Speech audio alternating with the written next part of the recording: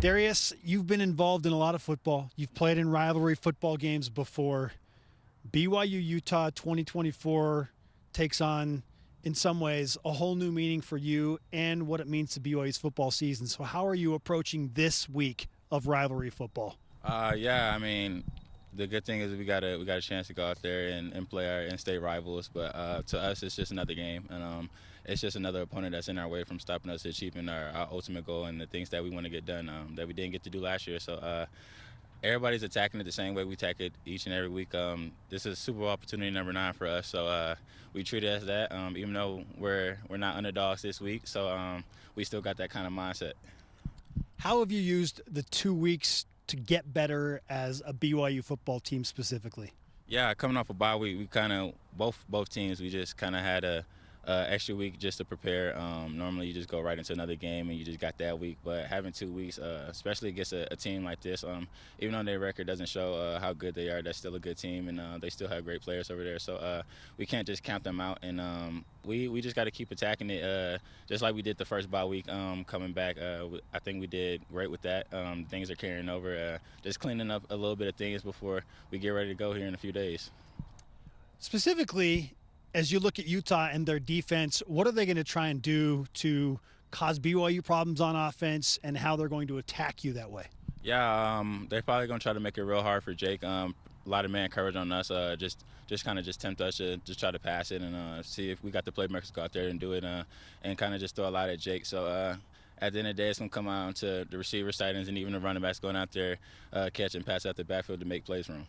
What do you think of the prospect of a lot of man coverage as a receiver at BYU? I love it. Just this group, this receiver room, we take that as disrespect to anybody they can feel they can play man coverage with us the entire game. That's just our mindset. That's the way we attack things, and we know that we like our guys over their guys a lot. And no matter what the team could be, I like the group that we got, and we can all go make plays. Disrespect is an interesting word this week because for some, you look at where BYU is placed in the recent college football playoff poll, and then some things that were said in rivalry banter recently that don't seem exactly respectful toward BYU. So how do you approach that? Same way that we always do. Each week we have different opponents that try to get in our heads and talk to us the same way. But we just handle that playing football for 4 quarters a game with each other. The only thing that can hurt this team is us, and so we can't really go into all the extra nonsense and things like that. We just got to be this team, and we know who we are. We know people are going to talk, but it's up to us to turn the other shoulder. It'll be cold, it'll be loud, but BYU, especially in recent years, has played some of their best football at night with all the eyeballs in that late window on it. So how are you approaching the hostile environment, but yet again in another night scenario? Yeah, I feel like just playing away this week, the intensity is just up, just, in-state rivalry and things like that. But I kind of feel like a lot of places just start out loud until you kind of just quiet it off. So that's our goal, to go out there and just execute, play the best that we can on both sides of the ball. And I feel like we got the right group of guys to do that. Your receivers coach, Fesi Satake, has kind of just been in the background and has helped the receivers room show up, consistently do their thing. So what has his approach and message been like this week and frankly all season? Yeah, our main goal just for this offseason was to get back to where the receiver room used to be a few years ago. We kind of full of as a group last year. We didn't attack it like we should have, and we left a lot of plays out of there. So for us, the biggest thing was to make sure that every little opportunity, whether it's the run game or pass game, that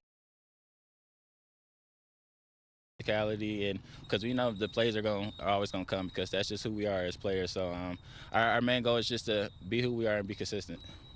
Is it an advantage at all to take whatever is said with the outside noise and, again, comments made by opponents and use it as locker room bulletin board material? Does that work as an advantage for you?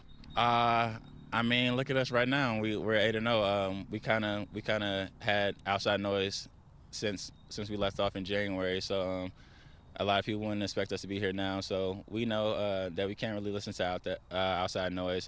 We use it as fuel though, but we can't let it just kind of get us off track of what our main goal is and whether what people think about us or not. A lot of people still question that we probably should be ranked higher in the playoff rankings, but at the end of the day, we're going to go out there and play football. We're going to make them go out there and respect us.